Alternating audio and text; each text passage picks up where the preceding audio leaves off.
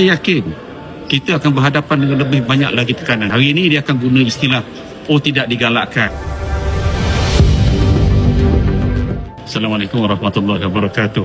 Baru-baru ni saya ditanya dalam parlimen, yang ini kepada Menteri Sains lah, kesan daripada perjanjian reciprocal dengan Amerika Syarikat. Adakah menghalang kita bekerjasama kalau dalam aspek berkaitan dengan teknologi dengan negara-negara yang dianggap tidak mewakili kepentingan mereka? Jadi Menteri menjawab bahawa yang difaham tidak. Tetapi dalam masa yang sama saya pernah membangkitkan bahawa bagaimana pula dengan penyertaan kita dalam BRICS dan sebagainya. Jadi ada menteri kata tidak jadi halangan untuk menyertai BRICS dan sebagainya. Saya nak tunjuk kenyataan yang dibuat oleh Duta Amerika.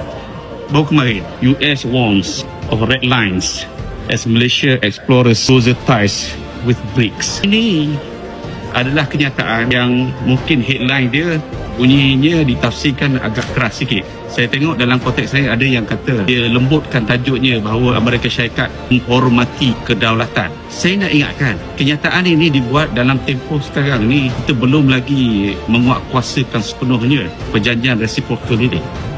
Apabila cengkaman mereka makin kuat, apabila kita dah melampaui tempoh-tempoh yang ditetapkan, saya yakin kita akan berhadapan dengan lebih banyak lagi tekanan. Hari ini dia akan guna istilah tidak digalakkan. Amerika Syarikat berpandangan bahawa lebih baik Malaysia menumpukan kepada supply chain Malaysia yang sekarang ni memang lebih banyak bergantung kepada dagangan dengan Amerika Syarikat dan sebagainya. Kebaik saja kita lebih jauh lagi istilah tidak digalakkan dan sebagainya dia akan menjadi lebih keras. Percayalah. Jadi kerana itu saya rasa kita kena berhati-hati. Ini baru beberapa hari selepas penandatangan BRICS ini. Seperti mana yang ada seorang profesor senior analis dalam ekonomi berbentang baru-baru ni, dia kata this art actually almost capitulation, macam seolah-olah kita tanda tangan dengan menyerah saja. Bahaya lah. Terima kasih. Okey, baik.